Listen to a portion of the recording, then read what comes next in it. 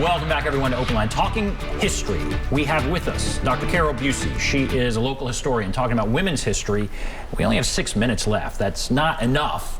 But who are some other women that you, and I guess periods in our history that need to be highlighted? There are a lot of things that need to be highlighted, so I'm just going to kind of shoot out some bullets, and people can go to their computer and look up more information. There's a remarkable story about a woman named Margaret Bowen, who was a textile worker in some rayon plants over in East Tennessee. A company owned several plants, and they had male and female workers. Now, the males were given certain jobs and the females, but the females decided that they were being grossly underpaid compared to what the males were being paid for what they did. They did completely different jobs. And so she organized the women in this plant in Johnson City to go on strike.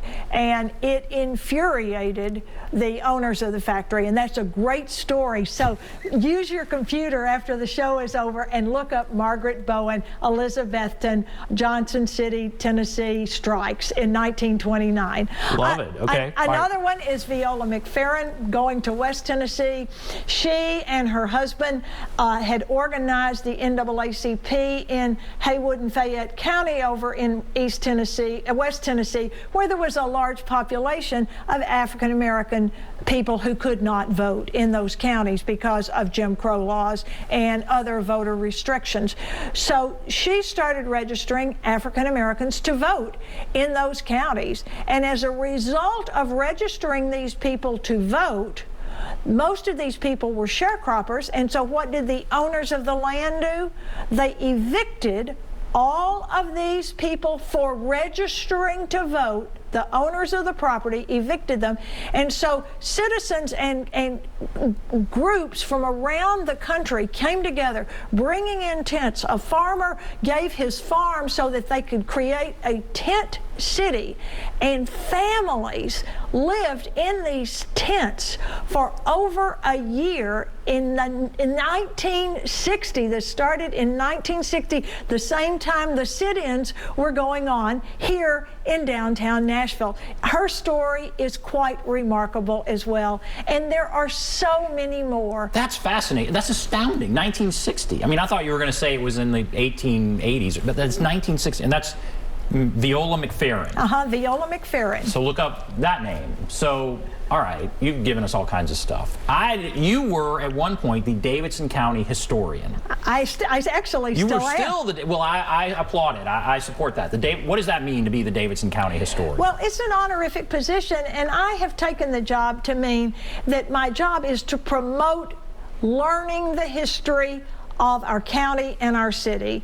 It's really quite a remarkable thing, and everybody knows that we are Metro, but it's amazing how many people, because we have so many newcomers, don't know how we got to be Metro, and that was because we consolidated our city and county government and merged them into one entity. The referendum took place in 1962, and the new Metropolitan Council and Metropolitan Mayor of Nashville-Davidson County was sworn in April of 1963.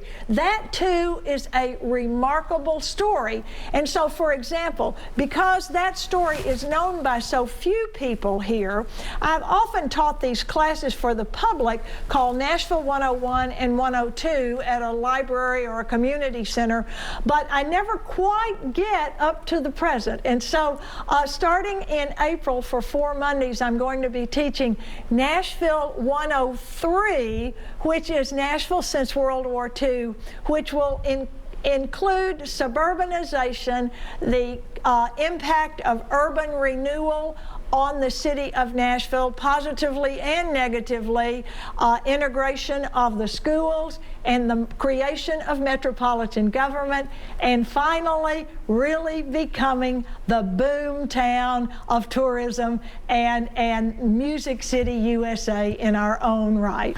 Nashville 103. So this is for adults? Is it for anyone? It's for anyone. Anybody can sign up. To sign up for this is in the category, I suppose, of shameless self-promotion. That's okay. And anybody can sign up, but there's only 60 seats. The Metropolitan Nashville Historical Commission, Metro Historical Commission, which you can find online, call over there and they will get you signed up for the class. But it's Nashville 103, and it's going to be covering these 4 parts of our history since 1945. Yeah, I mean, we've talked about history before World War II, but I think it'd be fascinating to hear from World War II forward. And I'm sure they're great stories, and I'm sure you'll have those. Thank you. This is great. All right, we're going to come back. We'll wrap everything up. We'll be back right after this.